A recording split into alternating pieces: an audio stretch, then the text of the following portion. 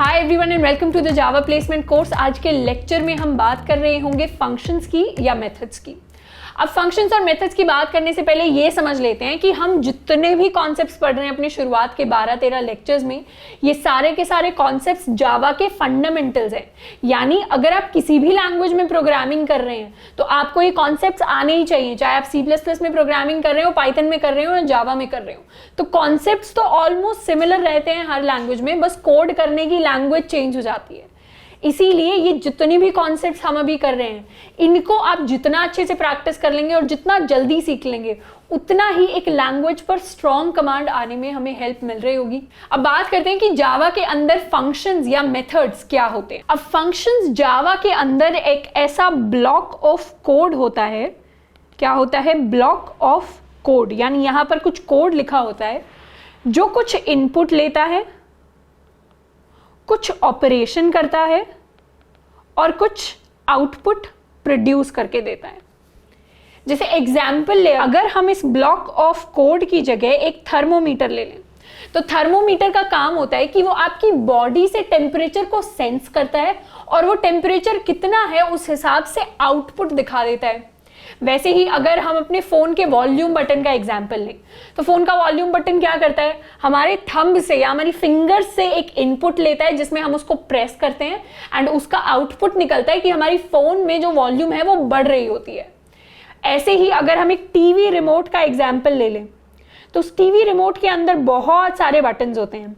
हर button अपने आप में काम परफॉर्म कर रहा होता है। ये काम एक ऑपरेशन है जो वो बटन परफॉर्म कर रहा होता है। उसको हम इनपुट में क्या देते हैं? इनपुट में उसको हम प्रेस करते हैं और वो आउटपुट में क्या करता है? एक रिजल्ट हमें देता है। वो रिजल्ट है कि टीवी का चैनल आपके न्यूज से हटके सीरियल्स पर लग गया है या सीरियल से हटके डिस्कवरी चैनल पे लग गया है। तो इस तरीके से फंक्शन हमारे कोड में एक ब्लॉक होते हैं, एक पार्ट होते हैं हमारे कोड का, जो कुछ इनपुट लेता है और कुछ आउटपुट रिटर्न करता है एक ऑपरेशन परफॉर्म करने के बाद। अब बात करें अगर कि फंक्शन को हम लिखते कैसे हैं, तो फंक्शन को लिखने का सिंटैक्स कुछ ऐसा होता है। फंक्शंस के अंदर सबसे पहले हम डिफाइन करते हैं उसका रिटर्न टाइप। तो सबसे पहले हम दे रहे होंगे उसका रिटर्न टाइप। अब ये रिटर्न टाइप या तो इंट हो सकता है, फ्लोट हो सकता है, स्ट्रिंग हो सकता है, या ऐसे ही बहुत सारे जितने भी डेटा टाइप्स हमने डिस्कस किए थे वो सारे के सारे पॉसिबल डेटा टाइप्स हो सकते हैं हमारा ये रिटर्न टाइप। रिटर्न टाइप यानी ये किस टाइप की वैल्यू को रिटर्न कर रहा है। अब जावा का जो फंक्शन है वो एक ही टाइप की वैल्यू को रिटर्न कर सकता है, या तो वो इंट हो सकता है, या वो एक फ्लोट वैल्यू रिटर्न कर सकता है, स्ट्रिंग वैल्यू रिटर्न कर सकता है। और आगे जाके हम पढ़ रहे होंगे कि एरेज और ऑब्जेक्ट्स ऐसे भी टाइप्स होते हैं। इन टाइप्स में मल्टीपल वैल्यूज एक साथ हम रिटर्न कर सकते हैं। तो यहां पर अभी तक हमने जिन भी एग्जांपल्स को देखा है उनमें हम सिंगल वैल्यूज रिटर्न कर रहे होते हैं। तो अपनी क्लास के अंदर भी अभी हम उन्हीं फंक्शंस का एग्जांपल लेंगे जिसमें हम सिंगल वैल्यू रिटर्न कर पा रहे हैं। जैसे अगर फंक्शन का रिटर्न टाइप है इंट, तो हम कर पाएंगे एक इंटीजर टाइप के वेरिएबल को रिटर्न। एंड इसी तरीके से अगर फ्लोट टाइप है तो एक फ्लोट टाइप के वेरिएबल को रिटर्न कर पाएंगे। इसके साथ साथ फंक्शन में एक और स्पेशल रिटर्न टाइप होता है जिसको हम कहते हैं वॉइड। वॉइड यानी नो रिटर्न। जब भी किसी फंक्शन का रिटर्न टाइप हम वॉइड लिख लेते हैं, मतलब वो फंक्शन कुछ भी रिटर्न नहीं करता। अब जावा के अंदर सबसे पहला फंक्शन जो हमने लिखना सीखा था वो था हमारा पब्लिक स्टैटिक वॉइड मेन, जो हम हर कोड के अंदर लिखते हैं। तो जो भी फंक्शंस मेथड्स की हम बात कर रहे हैं वैसा ही मेन फंक्शन भी होता है हमारे कोड के अंदर, जिसका रिटर्न टाइप अगर आप ध्यान से देखेंगे तो वॉइड है। अब दीदी ये पब्लिक और स्टैटिक क्या है वॉइड के सामने? तो पब्लिक और स्टैटिक दो कीवर्ड्स हैं। पहला कीवर्ड है पब्लिक, दूसरा कीवर्ड है स्टैटिक। ये हर फंक्शन के आगे लिखे जाते हैं जो हमारी मेन क्लास होती है, जो हमारी प्राइमरी क्लास होती है फाइल के अंदर। और ये क्यों लिखे जाते हैं उसके बारे में हम आगे जाकर एक ऊप्स का कॉन्सेप्ट पढ़ेंगे। ऑब्जेक्ट ओरिएंटेड प्रोग्रामिंग नाम का एक कॉन्सेप्ट पढ़ेंगे जिसके अंदर समझेंगे कि पब्लिक का क्या मतलब होता है और स्टैटिक का क्या मतलब होता है। पर अभी के लिए मान लेते हैं कि जितने भी फंक्शंस हम अपनी प्राइमरी क्लास के अंदर लिख रहे हैं उन सब के आगे हम पब्लिक स्टैटिक लगा रहे होंगे बाय डिफॉल्ट। तो पब्लिक स्टैटिक तो हम अपने सारे फंक्शंस के सामने रिटर्न टाइप के सामने कुछ इस तरीके से लगाएंगे। उसके बाद आ जाएगा हमारा रिटर्न टाइप। उसके बाद हम लिखते हैं अपना फंक्शन नेम। अब ये फंक्शन का नाम कुछ भी हो सकता है, जो भी हम नाम देना चाहें वो हो सकता है। बस एक कंडीशन है कि वो जावा का कोई कीवर्ड ना हो। कीवर्ड यानी हमने पहले भी बात की थी कि कीवर्ड्स वो होते हैं जो जावा की एक डिक्शनरी में डिफाइंड होते हैं। उन वर्ड्स के मतलब फिक्स्ड होते हैं, उन वर्ड्स को हम किसी और काम के लिए यूज नहीं कर सकते। तो जब भी फंक्शन नेम हमें डिफाइन करना होता है तब हमें अपनी तरफ से कोई नाम लेकर आना होता है जो जावा को पहले से ना पता हो। जैसे इस फंक्शन का नाम हम लिख सकते हैं प्रिंट माई नेम, तो साफ साफ फंक्शन के नाम से पता चलेगा कि इस फंक्शन का नाम है कि इसे मेरा नाम प्रिंट करना है। या फिर इस फंक्शन का नाम हम दे सकते हैं कैलकुलेट सम, तो साफ साफ पता चलेगा कि ये फंक्शन जो है वो सम को कैलकुलेट करके दे रहा है। अब अच्छे प्रोग्रामर्स हम तब बनेंगे जब हम फंक्शंस के नाम वैसे रखेंगे कि नाम पढ़ते ही हमें पता चल जाए कि ये फंक्शन क्या काम कर रहा है, क्या ऑपरेशन परफॉर्म कर रहा है। तो हमने दो चीजों की बात कर ली। सबसे पहला था हमारा रिटर्न टाइप, उसके बाद हम दे रहे होंगे अपने फंक्शन का नाम। उसके बाद आते हैं हमारे आर्ग्यूमेंट्स। आर्ग्यूमेंट्स यानी इनपुट्स। फंक्शन के पास जितने भी इनपुट आते हैं उन सबको हम कहते हैं आर्ग्यूमेंट्स। तो फंक्शन के पास एक बार में एक आर्ग्यूमेंट भी आ सकता है, दो आर्ग्यूमेंट भी आ सकते हैं और बहुत सारे आर्ग्यूमेंट्स भी आ सकते हैं। कैसे? सबसे पहले हम आर्ग्यूमेंट के लिए डिफाइन करते हैं टाइप, कि कौन से टाइप का आर्ग्यूमेंट आ रहा है। जैसे हमने रिटर्न टाइप डिफाइन किया था, वैसे ही ये आर्ग्यूमेंट का टाइप कुछ भी हो सकता है। ये इंट भी हो सकता है, फ्लोट भी हो सकता है, स्ट्रिंग भी हो सकता है, आपका बूलियन भी हो सकता है, एंड सो ऑन। उसके बाद हम लिखते हैं अपने आर्ग्यूमेंट का नाम। अब जैसे हमें कोई एज इनपुट में देनी है तो हम कैसे लिखेंगे? Int as. एज के साथ साथ हमें उस पर्सन का टेम्परेचर भी देना है जो एक फ्लोट वैल्यू है, तो उसको कैसे देंगे? Float temperature. तो इस तरीके से कॉमा लगा के हम मल्टीपल आर्ग्यूमेंट्स एक फंक्शन के अंदर पास कर सकते हैं। और ये सारे के सारे आर्ग्यूमेंट्स यानी इनपुट्स हम पेरेंथेसिस के अंदर लिखते हैं, कॉमा से सेपरेट कर करके। और हर एक आर्ग्यूमेंट का टाइप सेम हो ये जरूरी नहीं है, हम अलग अलग टाइप के आर्ग्यूमेंट्स एक साथ इनपुट ले सकते हैं किसी भी फंक्शन में। अब हमने रिटर्न टाइप लिख लिया, फंक्शन नाम लिख लिया, आर्ग्यूमेंट सारे ले लिए यानी इनपुट ले लिए। अब हम कर्ली ब्रेसेस के अंदर कुछ ऑपरेशन को परफॉर्म करेंगे। जैसे जैसे अपने काम करने के लिए जितने भी कोडिंग वाले स्टेप्स हम मेन फंक्शन के अंदर लिख रहे होते थे, वो सारे के सारे स्टेप्स हम इस फंक्शन के अंदर भी लिख सकते हैं। तो एक तरीके से फंक्शन के अंदर जितनी भी चीजें आप लिखते हैं वो सारी की सारी डिफाइन करती हैं कि इस फंक्शन का काम क्या है और ये क्या ऑपरेशंस को परफॉर्म कर रहा है। अब एक एग्जांपल के साथ समझते हैं। मान लीजिए हमें क्वेश्चन दिया print a given name in a function, तो हम क्या करेंगे? यूजर से एक नाम इनपुट ले लेंगे और एक फंक्शन को कॉल करेंगे। फंक्शन का नाम हम मान लेते हैं होगा प्रिंट माई नेम। अब ये प्रिंट माई नेम जो भी फंक्शन है, इसमें हम अपने नाम को प्रिंट कर रहे होंगे और इस फंक्शन को एग्जीक्यूट करना यानी इस फंक्शन को कॉल करवाने के लिए जो स्टेटमेंट हम यूज करते हैं कि इस फंक्शन को एग्जीक्यूट कैसे करवाएं, इसको रन कैसे करवाएं, उसके बारे में भी देखेंगे कोड की हेल्प से। अब सबसे पहले हमारे कोड में हमने क्लास डिफाइन कर लिया अपनी फंक्शंस, उसके अंदर मेन फंक्शन हमने ऑलरेडी लिखा हुआ है। अब क्या करेंगे? एक नया फंक्शन बनाएंगे। नया फंक्शन का नाम है पब्लिक स्टैटिक, जो कि दो कीवर्ड्स हम पहले लिख रहे हैं बाय डिफॉल्ट। इसका रिटर्न टाइप हम रखेंगे वॉइड, क्योंकि ये फंक्शन कोई काम परफॉर्म नहीं करेगा। इस फंक्शन का नाम है बस हमारे नाम को प्रिंट करवाना, तो इसको नाम दे देते हैं प्रिंट माई नेम। अब जावा में डिफरेंट वेरिएबल या आइडेंटिफायर, ये जो नाम हमने दिया इसे आइडेंटिफायर कहते हैं जावा में, इनको लिखने के अलग अलग तरीके होते हैं। ये थोड़ा सा हम टॉपिक से अलग जा रहे हैं पर ये जरूरी है सीखने के लिए।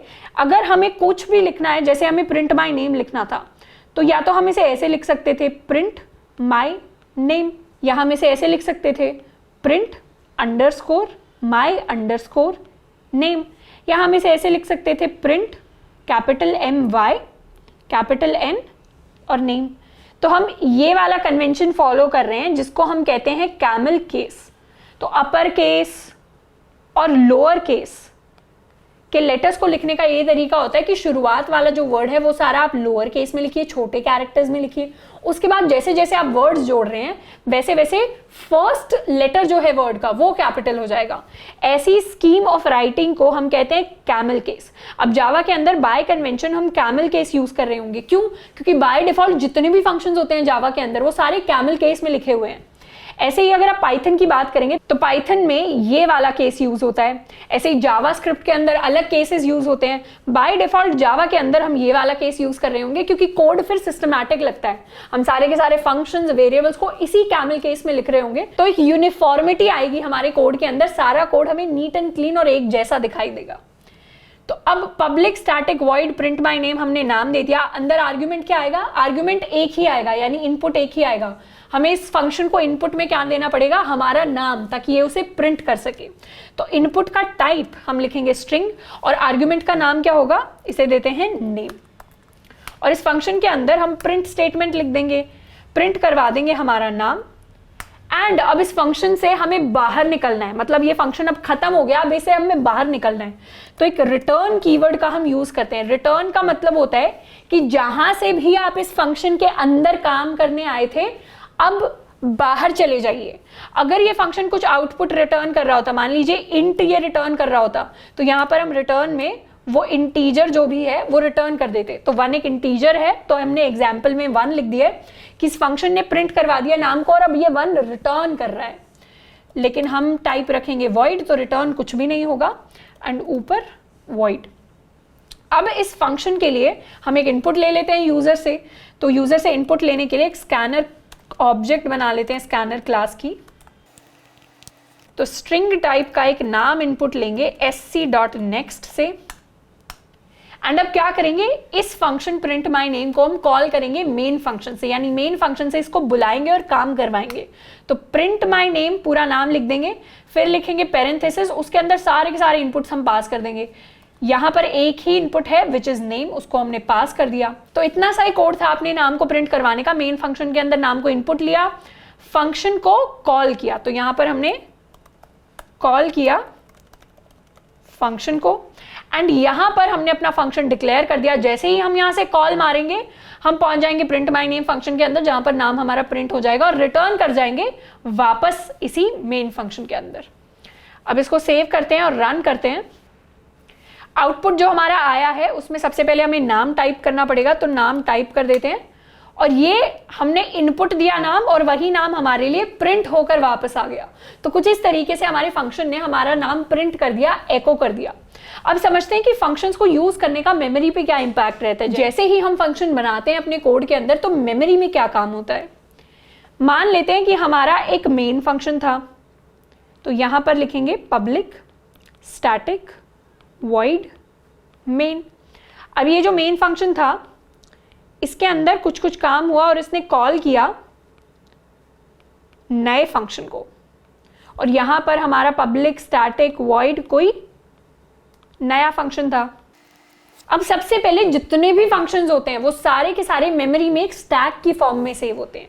स्टैक यानी जैसे अगर आपने घर पे जेई की तैयारी करते टाइम किताबें अगर रखी होंगी, या फिर बोर्ड्स के एग्जाम के टाइम किताबें अगर रखी होंगी, तो किताबों को कैसे रखते हैं? एक के ऊपर एक के ऊपर रखते हैं। एक के ऊपर एक के ऊपर किसी भी चीज को रखने को हम स्टैक फॉर्मेशन कहते हैं। क्या कहते हैं? Stack formation. जैसे अगर आप प्लेटें रख रहे हैं सीधी, तो आप एक के ऊपर एक के ऊपर एक के ऊपर प्लेटें रखेंगे, उसको भी हम प्लेट्स का स्टैक कहेंगे। बुक्स को हम बुक्स का स्टैक कहेंगे। ऐसे ही सीडीज अगर आप एक के ऊपर रख रहे हैं तो उसको सीडी का स्टैक कहेंगे। स्टैक यानी एक के ऊपर एक चीजों को रखना। अब मेमोरी के अंदर जब भी फंक्शन होते हैं वो एक स्टैक की फॉर्म में सेव होते हैं, और स्टैक में एक चीज के सेव होने को हम कहते हैं स्टैक फ्रेम। तो जैसे ही मेन फंक्शन बना मेमोरी के अंदर, तो सबसे पहला स्टैक फ्रेम जो हमारा बनेगा वो बनेगा हमारे मेन फंक्शन का। तो यहां पर मेमोरी का ये कुछ हिस्सा होगा जो एलोकेट हो जाएगा हमारे मेन फंक्शन को। इसके अंदर मेन फंक्शन के जितने भी हमारे वेरिएबल्स होंगे वो भी स्टोर हो रहे होंगे, और जैसे ही मेन फंक्शन ने कॉल लगाई होगी इस नए फंक्शन को, तो क्या हुआ होगा? एक और स्टैक फ्रेम आ गया होगा। तो मेन फंक्शन ने इसको कॉल लगाई, एक और स्टैक फ्रेम बन गया। किसके लिए? हमारे न्यू फंक्शन के लिए। अब न्यू फंक्शन के जितने भी वेरिएबल्स होंगे वो यहां पर स्टोर हो रहे होंगे, और जैसे ही न्यू फंक्शन कोई वैल्यू रिटर्न कर देगा, यानी न्यू फंक्शन ने कोई वैल्यू वापस मेन को रिटर्न कर दी, तो न्यू फंक्शन मेमोरी से हट जाएगा और फिर मेमोरी में बचेगा सिर्फ मेन फंक्शन। और जैसे ही मेन फंक्शन खत्म हुआ तो मेन फंक्शन भी मेमोरी से हट जाएगा। तो कुछ ऐसे तरीके से मेमोरी में काम होता है जब भी हम फंक्शंस को बनाते हैं। फंक्शन स्टोर होते हैं मेमोरी में स्टैक की फॉर्म में, और हर फंक्शन के जो वेरिएबल्स होते हैं वो सारे के सारे वेरिएबल्स उसी मेमोरी के हिस्से में, उसी स्टैक फ्रेम में स्टोर हो रहे होते हैं। तो जितने ज्यादा आप फंक्शन बनाएंगे अपने कोड के अंदर, उतना ज्यादा आपका मेमोरी का स्टैक भरता चला जाएगा। जितने ज्यादा फंक्शंस को बार बार कॉल करेंगे, उतना ज्यादा आपका मेमोरी स्टैक जो है वो भरता चला जाएगा। मेमोरी कैसे काम करती है जावा की, जब भी वेरिएबल्स डिफाइन करते हैं, फंक्शंस डिफाइन करते हैं, बाकी चीजें डिफाइन करते हैं, वो हम ऊप्स वाली क्लास में सीख रहे होंगे। क्योंकि मेमोरी कैसे काम करेगी उस पर हमारे क्लासेस और ऑब्जेक्ट्स कितने हैं, किस तरीके से हैं, उसका बहुत बड़ा इंपैक्ट होता है। तो ऊप्स के अंदर हम क्लासेस एंड ऑब्जेक्ट्स जब सीखेंगे तब हम ज्यादा अच्छे से समझ पाएंगे कि जावा की मेमोरी के अलग अलग पार्ट्स किस तरीके से काम कर रहे हैं। पर हमने यहां पर डिस्कस कर लिया कि फंक्शंस मेमोरी के अंदर किस तरीके से काम कर रहे होते हैं। तो कुछ इस तरीके से स्टैक की फॉर्म में सेव होते हैं। अब कुछ क्वेश्चंस प्रैक्टिस करेंगे जिससे फंक्शंस के ऊपर हमारी कमांड जो है वो और ज्यादा स्ट्रांग होगी, हम ज्यादा अच्छे से समझ पाएंगे कि फंक्शंस काम कैसे करते हैं। एक क्वेश्चन है, make a function to add 2 numbers and return the sum. तो हमें यूजर से क्या करना है, 2 नंबर्स लेने हैं। तो सबसे पहले इनपुट कराते हैं 2 numbers, int a is equal to sc.nextInt, int b is equal to, उसके बाद क्या करेंगे, अपने पुराने फंक्शन को हटा लेते हैं और एक नया फंक्शन बनाते हैं। नया फंक्शन का नाम हम देंगे, इसे रिटर्न टाइप हम दे देंगे int, क्योंकि इस बार ये दोनों का सम रिटर्न करेगा, 2 नंबर्स का। तो रिटर्न टाइप int और इसे नाम दे देते हैं कैलकुलेट सम। कैलकुलेट सम के अंदर 2 पैरामीटर्स आएंगे, int a और int b, यानी 2 पैरामीटर्स या 2 आर्ग्यूमेंट्स हमने ले लिए। अब क्या करना है, इनका सम कैलकुलेट करना है। तो int sum is equal to a plus b और रिटर्न कर देंगे इनका सम। तो इस तरीके से सम भी एक इंटीजर वैल्यू है, तो इस तरीके से हमने रिटर्न कर दिया सम। अब यहां पर क्या करते हैं, एक मेन फंक्शन के लिए सम वेरिएबल बनाते हैं। तो अभी जो सम वेरिएबल बना था वो कैलकुलेट सम के लिए बना था, अब जो सम बनाएंगे वो मेन फंक्शन के लिए बनाएंगे। int sum is equal to, हमने कॉल किया था क्या, कैलकुलेट सम। कैलकुलेट सम में पास करेंगे a और b, एंड a और b को पास करने के बाद जो भी आउटपुट आएगा उसको हम इज इक्वल टू से स्टोर करा देंगे इस नए सम में, एंड फिर इस सम को हम करवा देंगे प्रिंट। और इसे सेव करें अगर और रन करें, तो सबसे पहले पास करेंगे कोड को अपना a 3, फिर पास करेंगे अपना b विच इज 4, एंड हमारे पास सम रिटर्न होकर आया विच इज 7। इसको और थोड़ा अच्छे से समझे तो सम ऑफ 2 नंबर्स इज, एक और बार इसे रन कर लेते हैं, एंड इस बार पास कर रहे होंगे 6 एंड 2। तो सम ऑफ 2 नंबर्स इज 8 हमारे पास रिटर्न होकर आ गया। तो कुछ इस तरीके से हम फंक्शन बना सकते हैं 2 नंबर्स के सम को कैलकुलेट करने के लिए। अब ये जो आर्ग्यूमेंट्स हम ले रहे हैं अपने फंक्शन के अंदर, int a, int b, string a, string b, ये सारे आर्ग्यूमेंट्स 2 तरीके से पास होते हैं। या तो ये बाय रेफरेंस पास हो सकते हैं या ये बाय वैल्यू पास हो सकते हैं। इनके क्या मतलब है ये भी हम तब सीख रहे होंगे धीरे धीरे जब हम एडवांस डेटा टाइप्स को पढ़ रहे होंगे, क्योंकि एडवांस डेटा टाइप्स में बाय रेफरेंस चीजें पास हो रही होती है। तो बाय रेफरेंस का क्या मतलब होता है या पास होने का क्या मतलब होता है वो हमें बाद में समझ आ रहा होगा। तो अगर आप कोई आर्टिकल पढ़ रहे हैं ऑनलाइन, खुद से सीख रहे हैं और वहां पर ऐसी चीजें लिखी हुई हैं, तो घबराने की बात नहीं है, आगे के लेक्चर्स में वो टॉपिक्स हम कवर करेंगे। तो अगले क्वेश्चन पर बढ़ते हैं। अगला क्वेश्चन है कि make a function to multiply 2 numbers and return the product. तो सेम चीज करेंगे, अपना एक फंक्शन बना लेंगे, उस फंक्शन के अंदर आ रहे होंगे 2 नंबर्स int a और int b, और रिटर्न हो रहा होगा क्या, a इंटू b। अब इसके लिए कोड लिखते हैं। a और b तो हमने पहले ही इनपुट ले लिया था, इस बार नया फंक्शन बना लेते हैं। इसको कर देते हैं comment out public static int calculate product. Calculate product के अंदर 2 नंबर्स आएंगे int a और int b। इस बार क्या करते हैं, नया वेरिएबल नहीं डिफाइन करेंगे, हम a और b को तो कैलकुलेट कर ही सकते हैं डायरेक्टली, a इंटू b, इसी वैल्यू को हम कर देंगे रिटर्न। तो इस तरीके से डायरेक्टली किसी वैल्यू को भी हम रिटर्न कर सकते हैं, हमें एक नया वेरिएबल डिफाइन करने की जरूरत नहीं है। इसे कर लेते हैं सेव। यहां पर क्या करेंगे, यहां पर भी डायरेक्टली प्रिंट करवाएंगे, नए वेरिएबल में स्टोर नहीं करवाएंगे। यहां लिख देते हैं प्रोडक्ट और यहां पर कॉल कर देते हैं अपने फंक्शन को प्रिंट स्टेटमेंट के अंदर। तो नाम लिखते हैं कैलकुलेट प्रोडक्ट, जिसके अंदर पास किया हमने a और b, और जो भी प्रोडक्ट रिटर्न होकर आएगा वो यहाँ पर प्रिंट स्टेटमेंट के अंदर डायरेक्टली प्रिंट हो जाएगा। इसको हमने कर लिया सेव और इसको रन करें अगर, तो A पास करते हैं 2 और B पास करते हैं 3, तो 2 into 3, तो प्रोडक्ट ऑफ 2 नंबर्स इज 6। हमारे पास करेक्ट इनपुट आ गया है। अब बात करें अगर अपनी नेक्स्ट क्वेश्चन की, तो नेक्स्ट क्वेश्चन है find the factorial of a number. हम 11th-12th में पढ़ा करते थे कि फैक्टोरियल क्या होता है। किसी भी नंबर n के लिए फैक्टोरियल होता है n multiplied by n minus 1 multiplied by n minus 2 multiplied by n minus 3 and so on, जब तक n डिक्रीज होते होते 1 नहीं बन जाता। बाय डिफॉल्ट 0 फैक्टोरियल जो होता है उसकी वैल्यू तो 1 होती है। नेगेटिव नंबर्स के लिए हम फैक्टोरियल नहीं निकालते। There is no factorial for negative numbers. इसी तरीके से 1 फैक्टोरियल अगर देखें तो वो 1 होता है, 2 फैक्टोरियल देखें तो वो 2 into 1 होता है यानी 2, 3 फैक्टोरियल देखें तो वो 3 into 2 into 1 6 होता है, 4 factorial similarly 4 into 3 into 2 into 1 यानी हमारा 24 होता है। एंड सिमिलरली 5 फैक्टोरियल देखें तो वो 5 into 4 into 3 into 2 into 1 is equal to 120 होता है। तो कुछ इस तरीके से हम अपने नंबर्स के फैक्टोरियल कैलकुलेट कर रहे होंगे। अब फैक्टोरियल कैसे कैलकुलेट कर रहे हैं, हम उसी नंबर से लेकर वापस 1 तक जा रहे हैं और उस नंबर को मल्टीप्लाई करवा रहे हैं। अब यहाँ पर हम समझ ही पा रहे होंगे कि एक काम जो है वो बार बार हो रहा है, नंबर को मल्टीप्लाई कर रहे हैं बार बार 1 से डिक्रीज करके। तो यहाँ पर हम हेल्प लेने वाले हैं लूप्स की। तो लूप्स की हेल्प से किसी भी नंबर के फैक्टोरियल को हम कैलकुलेट कर रहे होंगे। तो सबसे पहले क्या करते हैं, इनपुट लेते हैं एक number n, int n is equal to sc dot next int n is equal to sc dot next int। हमने नंबर ले लिया इनपुट।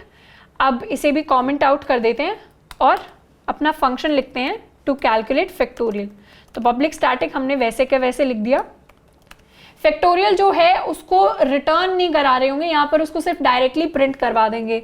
तो उसके लिए रिटर्न टाइप तो वॉइड रख देते हैं और फंक्शन का नाम लिखते हैं प्रिंट फैक्टोरियल। प्रिंट फैक्टोरियल के अंदर हमारे पास एक नंबर आएगा इंटीजर n और हम क्या करेंगे, अब एक लूप चलाएंगे।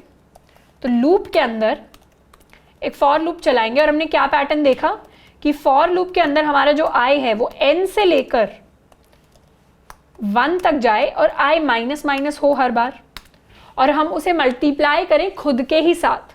तो यहाँ पर एक नया वेरिएबल बना लेते हैं जो कैलकुलेट कर रहा होगा फैक्टोरियल को। इसको इनिशियलाइज करेंगे 1 के साथ। 0 के साथ फैक्टोरियल को इनिशियलाइज कर सकते थे, लेकिन 0 फैक्टोरियल भी 1 होता है और 0 को अगर किसी के साथ मल्टीप्लाई कर दिया तो सारी वैल्यू 0 हो जाएंगी। इसीलिए बाय डिफॉल्ट शुरुआत में 1 लेंगे। एंड अब हम क्या करेंगे, फैक्टोरियल को हर बार मल्टीप्लाई कर देंगे अपने i से। तो factorial into i and last में रिटर्न कर देंगे अपने फैक्टोरियल की वैल्यू को। यहां पर रिटर्न नहीं कर रहे होंगे, यहां पर प्रिंट करवा देंगे अपने फैक्टोरियल की वैल्यू को एंड यहां से कर जाएंगे रिटर्न।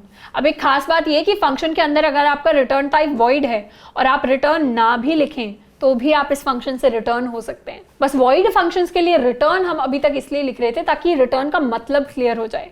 अब आप देखेंगे तो मेन फंक्शन जो है उसका भी रिटर्न टाइप वॉइड है, पर उसके अंदर कोई रिटर्न स्टेटमेंट नहीं आती है एंड में। क्यों? क्योंकि उसका रिटर्न टाइप वॉइड है, वो कुछ रिटर्न ही नहीं कर रहा।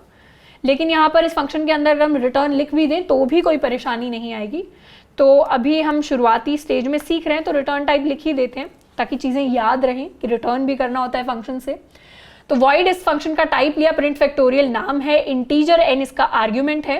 लूप चला लिया हमने शुरुआत की फैक्टोरियल एक वेरिएबल के साथ जो 1 से इनिशियलाइज्ड है। लूप में हम गए i is equal to n से लेकर 1 तक और i को कर दिया माइनस माइनस, मतलब डिक्रीज बाय 1 हर एक आइटरेशन के साथ, हर एक स्टेप के साथ। फैक्टोरियल को कुछ इस तरीके से हमने मल्टीप्लाई कर लिया एंड फिर फैक्टोरियल को हमने प्रिंट करवा दिया। अब यहाँ पर मेन फंक्शन के अंदर कॉल लगा लेते हैं प्रिंट फैक्टोरियल को, जिसके अंदर पास कर देंगे अपना नंबर n। अब इस कोड को रन अगर करें तो सबसे पहले फैक्टोरियल कैलकुलेट करते हैं 3 के लिए, तो फैक्टोरियल आ गया 6। दोबारा से अगर एक बार रन करें तो इस बार फैक्टोरियल कैलकुलेट करते हैं 5 के लिए, तो आ गया हमारे पास 120। अब इसमें हमने कंडीशन तो लिखी ही नहीं कि n अगर हमने कोई नेगेटिव नंबर दे दिया तो उसके लिए भी कंडीशन लिख लेते हैं। If n is less than 0, उस केस में आप प्रिंट करवाइए इनवैलिड नंबर। और यहां से अब आप कर जाइए रिटर्न। तो रिटर्न का ये फायदा है कोड के अंदर कि अगर आपको आखिर में रिटर्न नहीं करना, बीच में कहीं पे रिटर्न करना है, तो आप बीच में भी जहां पर भी रिटर्न स्टेटमेंट लिख देंगे अपने फंक्शन के अंदर, वहीं से आप रिटर्न कर रहे होंगे। अगर हमने n लेस देन 0 पास कर दिया, यानी मान लीजिए कि हम n को पास कर दें एज -5, तो यहां पर इनवैलिड नंबर प्रिंट हो गया। तो कुछ ऐसा हुआ होगा कि n लेस देन 0 हुआ होगा, फिर यो इफ स्टेटमेंट के अंदर आया होगा, इफ ब्लॉक के अंदर आया होगा, यहाँ इनवैलिड नंबर प्रिंट हुआ और यहीं से रिटर्न कर गया। इस वाले लूप में वो आया ही नहीं, ये वाले काम उसने किए ही नहीं, तो जहां पर रिटर्न आएगा वहीं से रिटर्न कर जाएगा। तो अपने रिटर्न को बड़े ध्यान से लिखना है अपने फंक्शंस के अंदर। एंड कुछ इस तरीके से अपने प्रिंट फैक्टोरियल फंक्शन को हमने कंप्लीट करवा लिया है।